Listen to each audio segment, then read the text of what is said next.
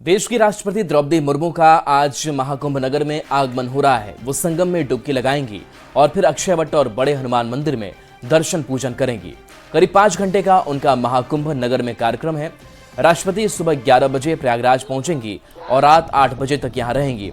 इस दौरान floating jetty पर संगम स्नान करेंगी और संगम तट पर पूजा पाठ करेंगी।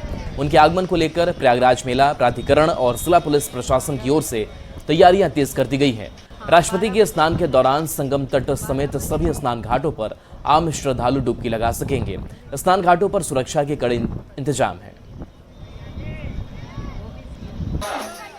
तो देखिए, संगम में आज राष्ट्रपति द्रौपदी मुर्मू डुबकी लगाने वाली हैं। उनका आज आगमन होने वाला है। 11 बजे से कार्यक्रम की शुरुआत हो जाएगी और ऐसे में सुरक्षा के भी चाक चौबंद इंतजाम है। करीब 8 घंटे का कार्यक्रम महाकुंभ में राष्ट्रपति को लेकर के है, जहां वो महाकुंभ में स्नान करेंगी।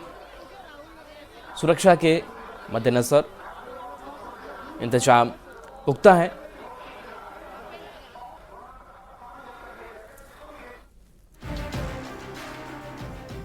विश्व हिंदू परिषद के अंतर्राष्ट्रीय अध्यक्ष आलोक कुमार ने हिंदुओं की घटती जनसंख्या पर चिंता जताते हुए बड़ा बयान दिया है। विश्व हिंदू परिषद के 3 दिवसीय केंद्रीय प्रबंध समिति और प्रन्यासी मंडल की बैठक के बाद न्यूज 18 से एक्सक्लूसिव बातचीत में आलोक कुमार ने कहा कि हर हिंदू को 2 से 3 बच्चे पैदा करने चाहिए। उन्होंने ये भी कहा कि अब डर इस बात का है कि जनसंख्या घटनी शुरू हो गई है।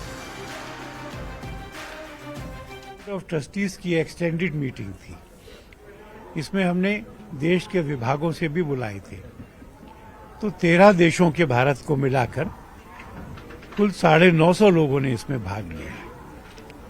हम लोगों ने अपने परिवारों में हिंदू संस्कार बढ़ें, इसके बारे में विचार किया है। हम लोगों ने यह भी विचार किया है कि बच्चों के स्वस्थ विकास के लिए एक बच्चा घर में होना बच्चे के लिए ठीक नहीं है। हर हिंदू के 2 या 3 बच्चे होने चाहिए। महाकुंभ में एनडीआरएफ के जवानों ने एक डूबते हुए बुजुर्ग को बचा लिया। चित्रकूट से आए 85 वर्षीय बुजुर्ग को एनडीआरएफ के जवानों ने कड़ी मशक्कत के बाद डूबने से बचाया। गहरे और तेज बहाव बुजुर्ग स्नान करने के दौरान अचानक डूबने ही वाले थे कि जवानों ने नदी में छलांग लगा दी। बचाने के बाद बुजुर्ग को इलाज के लिए भेजा गया। उल्टा करके इनका पानी निकालिए। ये बहादुर भाई अपनी जान पे जोखिम करते हुए हमारे एनडीआरएफ के जवानों ने अपनी बहादुरी का परिचय देते हुए एक आदमी का रेस्क्यू किए। फटिए बेटा, उल्टा करके इनका पानी निकालिए। संगम की रेती पर महाकुंभ का आयोजन हो रहा है। महाकुंभ में देश के कोने कोने से आए संत महात्मा कई तरह के धार्मिक अनुष्ठान और महायज्ञ कर रहे हैं। महाकुंभ मेले के सेक्टर 14 में श्री वैष्णव आश्रम वेंकटेश चैरिटेबल ट्रस्ट की ओर से एक खास अनुष्ठान आयोजित किया जा रहा है, जो कि विश्व की मंगल कामना और प्रदूषण मुक्त के लिए किया जा रहा है। 11 दिवसीय इस अनुष्ठान में 30 लाख गायत्री मंत्रों का जाप और इसके साथ ही 2,40,000 आहुतियां डाली जा रही। वैष्णव आश्रम bank charitable trust Maharashtra Virar, इसके द्वारा 250 ब्राह्मणों के द्वारा गायत्री पुनश्चरण का जप और उसके दशांश हवन और राधा कृष्ण का बीज मंत्र 1.25 करोड़ उसके दशांश हवन और इसके पश्चात सप्त ब्राह्मणों के द्वारा श्रीमद् भागवत महापुराण का मूल पाठ किया जा रहा है। विश्व कल्याण के लिए, पर्यावरण के लिए ये अनुष्ठान किया जा रहा है।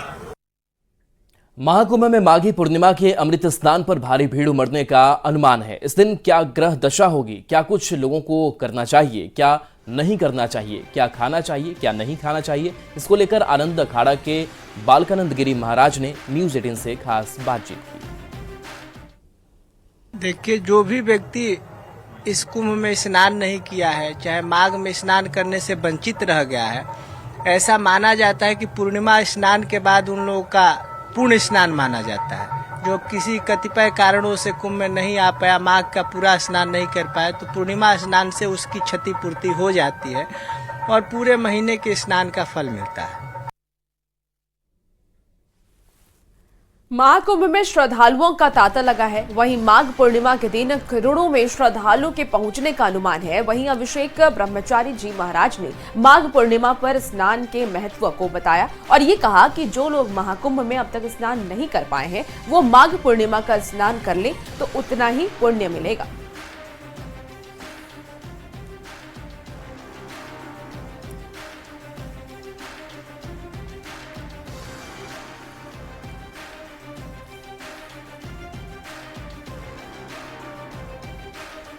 तो आपने नाम सुना ही होगा, द्वादश माधव की यहाँ परिक्रमा होती है। तो यह परमपिता ब्रह्मा जी ने जो 3 वेदियां बनाई थी, 3 अग्नि की स्थापना की थी, उनकी परिक्रमा का विधान रहा और इन तीनों वेदियों को मिला करके यहाँ की जो परिक्रमा तैयार होती है उस परिपथ को पंचकोशीय परिक्रमा कहते हैं। तो जितना पुरातन तीर्थराज प्रयाग है उतना ही पुरातन यहाँ की पंचकोशीय परिक्रमा रही है, जिसको सर्वप्रथम तो परमपिता ब्रह्मा जी ही के माध्यम से शुरुआत की गई। उसके उपरांत यहाँ के जो महान महापुरुष रहे ऋषि भरद्वाज, महामुनि भरद्वाज के माध्यम से भी यहाँ की पंचकोशीय परिक्रमाएं चलती रहीं।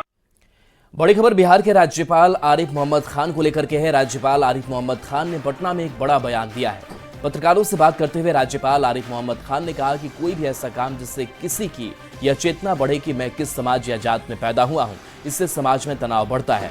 मैं मुस्लिम परिवार में पैदा हुआ हूं और उसमें मेरी पूरी आस्था है, लेकिन अगर सार्वजनिक जीवन में मैं किसी भी हैसियत में हूं तो वह भारत के नागरिक के तौर पर हूं।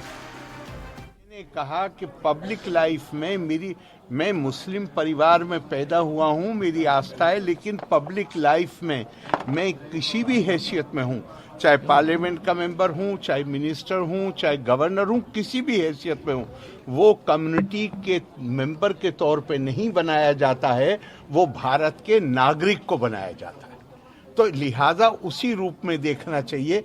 इन जिम्मेदारियों के साथ मैं किस कम्युनिटी से आता हूं और किस कास्ट से आता हूं उसको नथी नहीं करना चाहिए, ये मैंने कहा।